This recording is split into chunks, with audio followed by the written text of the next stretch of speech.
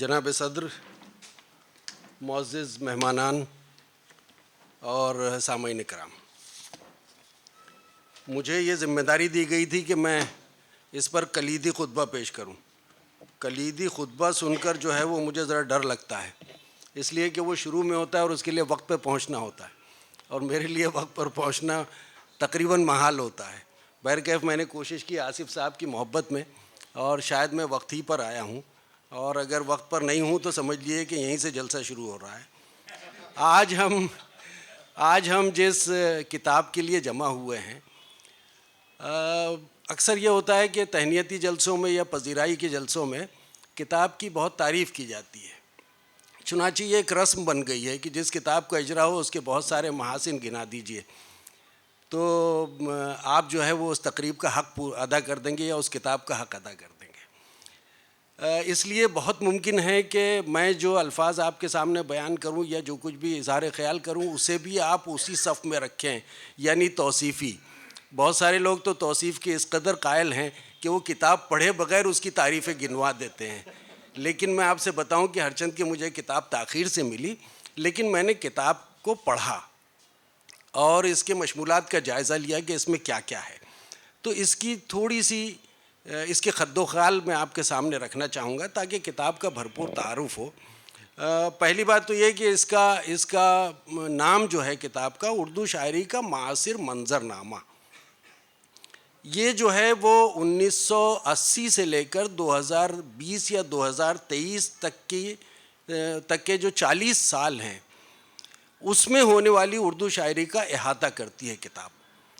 اس کے لیے مختلف عنوانات مقرر کیے گئے، جس میں نئی صدی کی باتیں ہیں، اردو نظم 1980 کے بعد کس طرح سے تشکیل پاتی ہے اس کا تذکرہ ہے، اس پر اظہار خیال ہے۔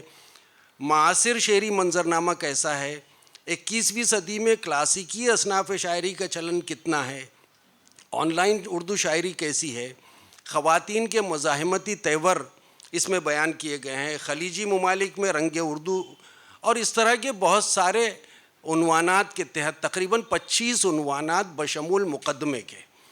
تو اس کتاب کے مرتب نے جو مقدمہ لکھا ہے وہ بہت ہی عمدہ ہے، اس میں کوئی شک نہیں ہے، بہت محنت سے لکھا گیا ہے، بڑی عرق ریزی سے لکھا گیا ہے، اور اس میں مختلف جہتوں کا احاطہ کیا گیا ہے کہ اردو شاعری کا منظرنامہ پچھلے 40 سال میں کیسا رہا، کہاں ہم پہنچے، ہم نے جو ہے وہ موضوعات کے اعتبار سے کتنے موضوعات کو اپنایا، کتنے موضوعات کو نہیں اپنا سکے، اس دوران کس کس طرح کے رجحانات آئے، چاہے وہ معاشی رجحانات ہو، چاہے وہ سائنس اور ٹیکنالوجی کے رجحانات ہوں، چاہے سماجی رجحانات ہوں، یا عالمی طور پر جو بہت ساری چیزیں چلتی رہتی ہیں عموماً، جس میں سرمایہ دار طبقہ مختلف حکومتوں کو آلائے کار بنا کر اپنے مفادات کو حاصل کرنے کی کوشش کرتا ہے۔ اس پورے پس منظر میں یا اس منظرنامے میں انہوں نے پچھلے 40 سال کی شاعری کو اپنے طور پر سمجھنے اور قاری کو سمجھانے کی کوشش کی ہے، اور یہ مقدمہ جو ہے وہ ہرچند کے طویل ہے لیکن اپنے آپ کو پڑھوا لیتا ہے۔ تو یہ ایک خاص بات میں نے اس میں نوٹ کی ہے۔ اگر مان لیجیے یہ مقدمہ بحیثیت ایک مضمون کے شائع ہوتا تو بھی اس کی افادیت کم نہیں ہوتی، اور کتاب میں شامل ہونے کی وجہ سے اس نے کتاب کی افادیت اور معنویت میں اضافہ کر دیا۔ اس کا سیاق و سباق کیا ہے؟ سائنس اور ٹیکنالوجی کی حیران کن ترقی، عالم کاری کا فروغ اور اس کے بعد کا عہد، نئے انداز کی سرمایہ داری، ماحولیاتی تبدیلی کا بحران، سائبر سماج کی جلوہ سامانی اور اس کے پیدا کردہ مسائل، یہ سارے موضوعات جو ہیں وہ آپ کو کتاب کے مختلف عناوین کے تحت جو مضامین ہیں ان میں آپ کو بہت ہی تفصیل کے ساتھ میں آپ ان چیزوں کو پڑھ سکتے ہیں۔ 40 سال کی درجہ بندی کیسے ہوئی ہے؟ اس میں مقدمہ نگار خود لکھتا ہے کہ اس کتاب میں 4 قسم کے شعراء اور ان کے کلام کا مطالعہ کیا گیا ہے۔ پہلے وہ جو کلاسیکیت، ترقی پسندی اور جدیدیت تینوں ادوار اور افکار میں متحرک نظر آتے ہیں، یہ پہلی کیٹیگری ہے۔ دوسرے وہ جو ترقی پسندی کی قبر پر مٹی ڈال کر جدیدیت کی راہ پر عازم سفر ہوئے۔ تیسرے وہ جنہوں نے مابعد جدیدیت کے پھل کو زیادہ مفید پایا، اور چوتھے وہ جن کی شاعری کا آغاز ہی دور جدید کے شکھر سے ہوتا ہے. یہ 4 کیٹیگریز ہے اور ان 4 کیٹیگریز میں اردو شاعری کے پچھلے 40 سال کا احاطہ کرنے کی کوشش کی گئی ہے. اب چونکہ آصف صاحب بہت قابل شخصیت ہیں اور مختلف سرگرمیوں سے جڑے رہتے ہیں, زمانے کو زیادہ دیکھتے ہیں اور مقرر بھی بہت اچھے ہیں, ظاہر ہے مضمون نگار بھی بہت اچھے ہیں, تو ان کا مضمون جو ہے وہ بڑا کہنا چاہیے کہ اکیڈمک مجھے نظر آیا. اس میں جو ہے وہ مختلف حوالے ہیں اور کتابوں کے مندرجات ہیں اور اس طرح سے, تو مضمون پڑھنے میں بہت اچھا لگتا ہے. لیکن میں اس 4 طرح کی درجہ بندی کے وہ ترقی پسندیت اور جدیدیت میں تھے, اور اس کے بعد مابعد اول تو آج تک میری یہ سمجھ میں نہیں آیا کہ جدیدیت کیا ہے اور مابعد جدیدیت کیا ہے, اور مابعد جدیدیت کب شروع ہوئی اور مابعد جدیدیت کب ختم ہوتی ہے, یہ میری سمجھ میں نہیں آیا. ہرچند کہ میں چھوٹا موٹا شاعر بھی ہوں, ادب کا مطالعہ بھی کرتا رہتا ہوں, ادب کا طالب علم. لیکن یہ کہ یہ درجہ بندی میرے خیال میں بہت ضروری تھی تاکہ ہم اس عہد کو سمجھ سکیں. 40 سال کو 4 مختلف زمروں میں انہوں نے تقسیم کیا ہے. میں نے ذاتی طور پہ جن مضامین کا مطالعہ میں کر سکا وہ ہے نئی صدی اور اردو شاعری, جو مشرف عالم ذوقی نے لکھا ہے. اردو نظم 1980 کے بعد, یہ محمود خالد صاحب کا مضمون ہے. معاصر شعری منظرنامہ مسائل و امکانات, یہ ہمارے شافی قدوائی صاحب کا مضمون ہے. اس کے بعد آن لائن شاعری, یہ سہیل انجم کا مضمون ہے. اور 21ویں صدی کے ہندوستان میں مزاحمت کی آوازیں, یہ برادر عزیز نبیل کا مضمون ہے. اکثر یہ ہوتا ہے کہ کتاب میں جن شعراء کو یا جن لکھنے والوں کو آپ جانتے ہیں پہلے انہیں پڑھ لیتے ہیں. چنانچہ ان حضرات سے میں ذاتی طور پہ واقف ہوں, اس لیے میں نے اس کو پڑھ لیا, اسے جانبداری پر محمول نہ کیا جائے. تو یہ جو ہے وہ اس طرح سے اس کے عنوانات ہیں اور اس طرح کے مضامین اس میں شامل ہیں. اب سوال یہ ہے کہ اس کتاب کے ان 5-6 مضامین کو پڑھنے کے بعد میرے ذہن میں سوال آیا کہ یہ ساری چیزیں بہت اچھی ہیں, لیکن شاعری کی کتنی معنویت عہد جدید میں رہ گئی ہے. ہم ٹیکنالوجی کی بات کر رہے ہیں, ہم آٹومیشن کی بات کر رہے ہیں, ہم گلوبلائزیشن کے خاتمے کی بات کر رہے ہیں, ہم صارفیت کی بات کر رہے ہیں, اور ان تمام موضوعات کو مختلف مضامین میں کس طرح سمیٹا گیا ہے اس کی بات کر رہے ہیں.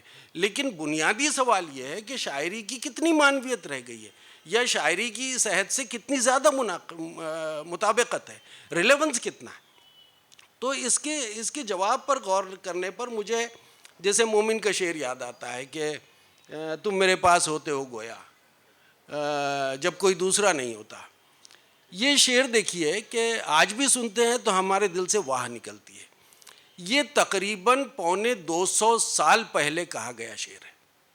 250 سال اس شعر پر گزر چکے, اور ہر عہد کے طالب علم نے, جو ادب کا طالب علم ہے, جو شاید شاعری کو محسوس کرتا ہے, شاعری سے دلچسپی رکھتا ہے, اس نے یہ 2 بہت آسان سی لائنوں کو پڑھا بھی اور اس سے محظوظ بھی ہوا. تم میرے پاس ہوتے ہو گویا جب کوئی دوسرا نہیں ہوتا. دوسرا شعر اسی طرح سے میرے ذہن میں آیا کہ غالب نے کہا تھا کہ رات دن گردش میں ہے 7 آسماں, ہو رہے گا کچھ نہ کچھ گھبرائیں کیا. یہ شعر بھی آج سنیے تو آج کا لگتا ہے, اور اب تو گھبراہٹ, رات دن جو آسماں گردش میں ہیں ان کی گردش کو دیکھ کر تو اور زیادہ گھبراہٹ طاری ہوتی ہے. یعنی اس شعر کی معنویت مزید بڑھ گئی ہے. یہ شعر بھی تقریباً 150 سال پہلے لکھا گیا. اور اقبال نے جیسے کہا کہ عروج آدم خاکی سے انجم سہمے جاتے ہیں کہ یہ ٹوٹا ہوا تارا مہ کامل نہ بن جائے, بہت عام سا شعر ہے, سب لوگ جانتے ہیں. یہ بھی تقریباً 85 برس کا پہلے کہا گیا شعر ہے. تو پہلا شعر میں نے جو کوٹ کیا وہ 250 سال, دوسرا شعر 150 سال, تیسرا شعر تقریباً 1 صدی ان اشعار پر گزر چکی ہے. اور ان اشعار کی معنویت, مطابقت, ان کی اہمیت, ان کی افادیت, ان کے ذریعے حاصل ہونے والا تاثر وغیرہ وغیرہ میں ذرہ برابر بھی کمی نہیں آئی, بلکہ اس میں اضافہ ہوا ہے.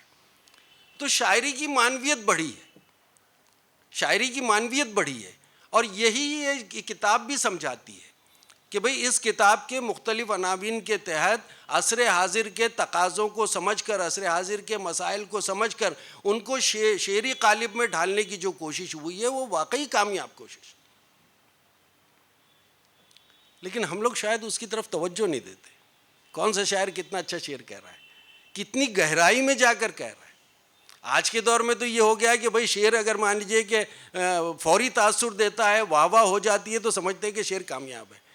بھائی وہ شعر نہایت ناکامیاب ہے جس پر فوری داد مل جائے. شعر تو وہ ہے جو غور و فکر کرنے کے بعد آپ پر ایک تاثر قائم کرے اور اس کے بعد آپ کے دل سے واہ نکلے، اور وہ واہ واہ نہ ہو، وہ واہ ہو. یہ واہ جو ہے وہ شاعری ہے، اور اسی کو شاعری کہا جانا چاہیے. تو میں نے کتاب کے مشمولات پہ جب غور کیا تو مجھے ایسا لگا کہ شاید اسی جانب یہ کتاب رہنمائی کرتی ہے کہ شعر کو شعر کی طرح سے سمجھا جانا چاہیے، شعر کو عصری تناظر میں سمجھا جانا چاہیے، شعر کو اس کے سیاق و سباق میں سمجھا جانا چاہیے. اس کے بعد چونکہ وقت بہت کم ہے اس لیے میں کچھ پوائنٹس کو چھوڑتے ہوئے، اصل میں مسئلہ کیا ہے کہ جب تک دنیا میں درد ہے، جب تک خوشی ہے، جب تک سرشاری ہے، تب تک شاعری ہے. شاعری ختم ہو ہی نہیں سکتی. اب اس میں آپ کہیں کہ جو شعر آپ کو خوشی عنایت کرتا ہے، دیکھیے شعر کا کمال کیا ہے. اگر وہ آپ کو خوش کر دیتا ہے تو جلدی ختم ہوتا ہے، اگر وہ آپ پر درد کی کیفیت طاری کرتا ہے تو زیادہ عرصے تک باقی رہتا ہے. یہ ہے شاعری. اور اس کی وجہ کیا ہے کہ شاعری درد کے ذریعے درد کا مداوع کرتی ہے. اس چیز کو سمجھیے، درد کے ذریعے درد کا مداوع. ایک شخص جو ہے وہ کسی پریشانی میں ہے، کسی اذیت میں ہے، کوئی نفسیاتی مسئلہ اس کو پریشان کر رہا ہے، کوئی سماجی کیفیت جو ہے وہ اس کو مضطرب کر رہی ہے. ایسے میں دو مصرے جو ہے وہ کہیں سے اس کی سماعتوں سے ٹکراتے ہیں اور وہ کہتا ہے واہ. یعنی وہ محسوس کرتا ہے کہ اس کے احساسات کی ترجمانی ان دو مصروں میں موجود ہے. تو شاعری یہ کام کرتی ہے، شاعری مرہم کا کام کرتی ہے، شاعری تالیف قلب کا کام کرتی ہے. ہمارے دوست ایک ناسک میں، وہ برہمن تھے اور زیادہ پڑھے لکھے نہیں تھے. ان کا کمال یہ تھا کہ ان کو غالب کے تقریباً تمام اشعار یاد تھے اور بلا کا حافظہ تھا. اور یقین نہیں آتا تھا کہ ایک شخص جو اردو نہیں جانتا اور ایک شخص جو اردو کسی خاندان سے تعلق نہیں رکھتا، ایک شخص جس کے خاندان کے آس پاس سے بھی اردو نہیں گزری، وہ اتنے سارے اشعار کیسے یاد کر سکتا ہے. لیکن صاحب آپ گفتگو کیجئے، بات پر وہ اردو غالب کا شعر سناتے تھے. میں نے ان پر ایک مضمون بھی لکھا تھا جو اس کا عنوان تھا دیوانہ غالب، اور اس کا مراٹھی میں ترجمہ بھی ہوا تھا جو ہمارے ایک دوست نے کیا تھا ناسک میں. تو میں نے ان سے ایک مرتبہ پوچھا کہ یہ غالب کا سودا آپ کے سر میں کیوں سمایا ہوا ہے؟ تو انہوں نے کہا کہ صاحب غالب بہت کچھ دیتا ہے. میں نے کہا کیسے؟ تو انہوں نے کہا ایک چھوٹا سا واقعہ سن لیجئے. ایک مرتبہ میرے ماسٹر جی نے مجھ سے کہا کہ کل تم اسکول آنے سے پہلے یہ کام کر لینا. میں نے کہا ٹھیک ہے. اسکول سے نکلنے کے بعد جو ہے وہ میں بہت ساری ایکٹیویٹیز میں، کھیل کود وغیرہ میں رہ گیا. اس کے بعد گھر آ کے کھانا کھایا. چونکہ بہت تھک چکا تھا اس وقت سو گیا. لیکن سو نہیں گیا بلکہ سو رہا تھا. سوتے مجھے اچانک یاد آیا کہ ارے ماسٹر صاحب نے مجھے کام دیا تھا، وہ میں نے نہیں کیا، اور سویرے مجھے اسکول جانا ہے. چونکہ ماسٹر بہت سخت گیر تھے، بہت سختی برتنے والے تھے، تو ان پر ہیبت طاری ہو گئی. یہ کہتے ہیں کہ میں نے سوچا کہ کل تو میری شامت آ جائے گی، اور یہ سوچ کر میں پریشان ہونے لگا اور ایسا لگا کہ اب مجھے نیند نہیں آئے گی. میں بہت مضطرب ہوتا رہا. لیکن تبھی غالب نازل ہوئے اور کہے گا ہو رہے گا کچھ نہ کچھ، گھبرائیں کیا. جو شعر میں نے شروع میں پڑھا، رات دن گردش میں ہے سات آسماں، ہو رہے گا کچھ نہ کچھ، گھبرائیں کیا. بھلے میں نے جب میرے ذہن میں یہ شعر آیا تو مجھے بڑا سکون محسوس ہوا کہ میں کیوں اتنا پریشان ہو رہا ہوں. غالب جو میرا امیر ہے، جو میرا استاد ہے، جو میرا بابا آدم ہے، وہ کہتا ہے کہ کچھ نہ کچھ تو ہو جائے گا، اس میں گھبرانے کیا. وہ کہا کہ صاحب اس کی وجہ سے جو ہے وہ میری جو ہے وہ گھبراہٹ دور ہوئی، مجھے سکون میسر آیا، مجھے نیند آ گئی. دوسرے دن میں ہنستا کھیلتا اسکول پہنچ گیا. یہ غالب ہے. تو یہ ہوتی ہے شاعری. وہ چاہے کسی بھی زبان کی شاعر. ہم لوگ ہمیشہ اردو کی بات کرتے ہیں لیکن کسی بھی زبان کی شاعر. ابھی میں چند ہندی کویوں کو پڑھ رہا تھا, مجھے بہت اچھا لگا, بہت اچھا لگا. تو شاعری کسی بھی زبان کی ہو, کسی بھی انداز کی ہو, اگر وہ شاعری ہے, اگر وہ فن کے تقاضوں کو پورا کرتی ہے, اگر وہ احساسات اور جذبات کے حوالے سے آتی ہے, تو وہ شاعری جو ہے وہ نقش دوام قائم کرتی ہے اور وہ دلوں پر راج کرتی ہے. تو اس میں جو ہے وہ اس طرح کی بہت ساری باتوں کا احاطہ ہے. اور اس کے علاوہ جیسے میں نے کہا جب تک کہ درد ہے, تو درد کی مختلف شکلیں ہیں, کن کن چیزوں سے درد پیدا ہوتا ہے. آج کے دور میں جب تک ظلم ہے, جب تک ناانصافی ہے, جب تک امتیازات ہیں, جب تک تعصبات ہیں, جب تک لوٹ کھسوٹ ہے, تب تک شاعری کی معنویت کم نہیں ہو سکتی. بلکہ جیسے جیسے مسائل بڑھیں گے ویسے ویسے شاعری کی معنویت میں اضافہ ہوگا, اس لیے کہ درد سے درد, شاعری جو ہے وہ درد سے درد کا مداوع کرتی ہے. اب رہے دیگر مسائل, تو جتنے مسائل کا نہایت حیران کن حل پیدا ہوا ہے آج کے دور میں, بہت سارے مسائل تھے. مثال کے طور پہ ریکارڈ رکھنا ایک بڑا مسئلہ تھا, مثال کے طور پہ اپنے کسی عزیز سے گفتگو کرنا بڑا مسئلہ تھا, طویل سفر ہوتا تھا, سفر بذات خود ایک مسئلہ تھا. تو یہ جتنے مسائل تھے اور بہت سنگین مسائل تھے انسانی زندگی میں, ان کا بہت آسان سا حل ٹیکنالوجی نے, سائنس نے پیدا کر دیا. اب سفر آسان ہو گیا ہے, گفتگو آسان ہو گئی ہے, انٹریکشن آسان ہو گیا ہے, وغیرہ وغیرہ. لیکن ان تمام چیزوں, ان آسانیوں نے مزید مشکلات پیدا کی. شاعری ان مشکلات سے بھی آپ کو آگاہ کرتی. تو اس دور میں انسانی رشتوں میں دراڑیں بھی آئی ہیں, سرمایہ داری کا سفاک چہرہ دنیا کے سامنے ہے, ملکوں کے باہمی رشتوں کی بنیاد تجارت اور معیشت ہو گئی ہے, گلوبلائزیشن فیل ہو چکا ہے, اور نیو ورلڈ آرڈر جو تھا, جو سو کالڈ نام نہاد ورلڈ آرڈر تھا, وہ اپنی چمک دمک کو گنوا چکا ہے. اب ہر ملک اپنے معاشی مفادات کا اسیر ہے اور دنیا کسی ایک رخ پر گامزن نہیں ہو پا رہی ہے. جنگ مختلف حکومتوں کا محبوب مشغلہ ہے, اس لیے کہ اس کے پیچھے ہتھیاروں کا مارکیٹ ہے. نئی قسم کی گروہ بندیاں روبہ عمل ہیں. آپ دیکھیے G20 ہے اور یہ ہے اور وہ ہے, بہت سارے گروپس بن گئے ہیں. تو اسی طرح سے انسانی حقوق کے علمبردار تقریباً تمام ممالک ہیں, لیکن انسانی حقوق کی پامالی میں وہ سب ایک دوسرے کے برابر کے شریک ہیں. اسی طرح سے فنون لطیفہ کی اہمیت بھی جو ہے وہ اس پر سوالیہ نشان ہے کہ فنون لطیفہ جس طرح سے ان کی پذیرائی سابقہ ادوار میں ہوا کرتی تھی, کیا آئندہ بھی اس طرح کی پذیرائی ہوتی رہے گی؟ فنون لطیفہ کا میڈیم بدل رہا ہے, اس کا اسٹائل بدل رہا ہے, اس کی پیشکش کا انداز بدل رہا ہے, یہ چیز تو ہم گوارا کرتے ہیں, لیکن کیا اسی طرح کے معاملات فنون لطیفہ کے تعلق سے باقی رہیں گے؟ یہ ایک اہم سوال ہے. اور میرے نزدیک اس کا اس لیے بھی اہم ہے کہ میں جس شعر سے جتنا زیادہ لطف لیتا ہوں, اس میں جس قدر ڈوب جاتا ہوں, اس کی کیفیت کو جس طرح سے محسوس کرتا ہوں, میں اپنے بعد کے کسی نوجوان کو اگر وہ شعر سنا دوں اور اس پر غور کرنے کے لیے کہوں تو وہ اس کیفیت کو نہیں پاتا جس کیفیت میں رہتا ہوں. یہ سوال ہے. تو ہم کو جو ہے وہ کہیں نہ کہیں سے شاعری کی تفہیم, شاعری کی معنویت, شاعری کو لوگوں تک پہنچانے کی اس طرح کوشش کرنی ہوگی کہ تمام جدید آلات اپنی جگہ پر ہیں, لیکن ہم اپنے بعد کی نسل کو یہ سمجھانے کی کوشش کریں کہ شعر کیا ہے, شاعری کیا ہے, خوشی کیا ہے, طمانینت کیا ہے, احساس قلب کیا ہے, اور سرشاری قلب کسے کہتے ہیں. آج کے دور میں بہت سارے بچوں کو آپ خوش تو دیکھیں گے, لیکن ان میں سرشاری کی کیفیت نہیں دیکھیں گے جو بہت دیر تک طاری رہتی ہے, بہت دیر تک طاری رہنے والی کیفیت ہے. تو وہ سرشاری کی کیفیت ختم ہو چکی ہے. چنانچہ مجھے اس میں کوئی شک نہیں کہ شاعری پروان چڑھے گی, نئے نئے موضوعات اس میں آئیں گے, 21ویں کیا 22ویں صدی میں بھی اس کا وجود برقرار رہے گا اور شاعری نئے نئے قالب ڈھالے گی. ان تمام چیزوں کے حوالے سے, ان تمام چیزوں کے تعلق سے میں مطمئن ہوں, لیکن جس کمی کو محسوس کرتا ہوں وہ یہی ہے کہ شعر کو سمجھنا, شعر سے لطف اندوز ہونا, شعر کو انجوائے کرنا, وہ جو ہے وہ کہیں نہ کہیں ختم ہوتا جا رہا ہے, جس کی طرف ہمیں توجہ دینے کی ضرورت ہے. رہی اس کتاب کی بات, تو کتاب میں چاہوں گا کہ آپ سب پڑھیں. کتاب بہت اچھی ہے.